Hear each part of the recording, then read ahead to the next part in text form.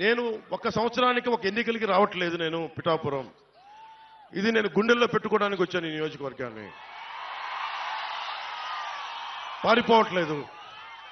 ఎందుకంటే ఇప్పుడు దాకా నేను రాష్ట్రం చూశాను కానీ ఒక ఊరుని చూడలేదు నేను ఇప్పుడు దాకా.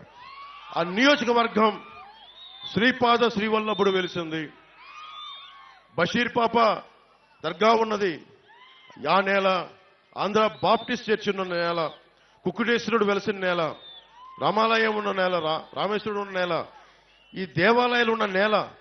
ఈ నేలకి నేను రుణపడి ఉంటాను. మీకోసం ప్రత్యేకంగా నేను ఇక్కడే మన వాళ్ళని అడిగాను, ఇక్కడ ఇల్లు తీసుకుంటాను. నేను ఖచ్చితంగా ప్రత్యేకించి 54 గ్రామాల బాధ్యత, ఒక పర్మనెంట్ ఆఫీస్ పెట్టి కార్యవర్గాన్ని పెట్టి, నేను వర్మ గారి అనుభవం, ఉదయ్ శ్రీనివాస్ గారి యువరక్తం, వీటన్నిటితోటి ప్రత్యేకించి 54 గ్రామాల మీద నేను కులాలకి మతాలకి అన్నిటికీ అతీతంగా అని చెప్తున్నా. వెనకబడిన కులం అని లేదు, ఓసీ కులం అని లేదు, ముస్లిం అని లేదు, ఎస్సీ అని లేదు, క్రిస్టియన్ అని లేదు. నేను జాషువా విశ్వనరుణ్ణి, అందరినీ గుండెల్లో పెట్టుకుంటాను. ఎందుకంటే ఈ నేల, పిఠాపురం నేల చెప్తా ఉంది.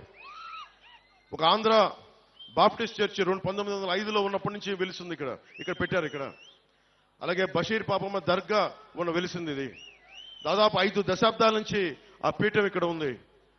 అలాగే దత్తుడి పీఠం కానీ, ఇవన్నీ మనకి భారతదేశంలోనే. నేను పిఠాపురం వచ్చానని తెలిసిగానే మనకి నేషనల్ ఛానల్స్ వచ్చినాయి. నేను వాళ్ళు ఒకటే చెప్పాను, భారతదేశంలో పిఠాపురం ఖ్యాతిని మొత్తం అందరికీ, దేశం మొత్తం తెలియజేస్తారు. దీన్ని నెంబర్ 1 మోడల్ నియోజకవర్గంగా తీర్చిదిద్దుతాం.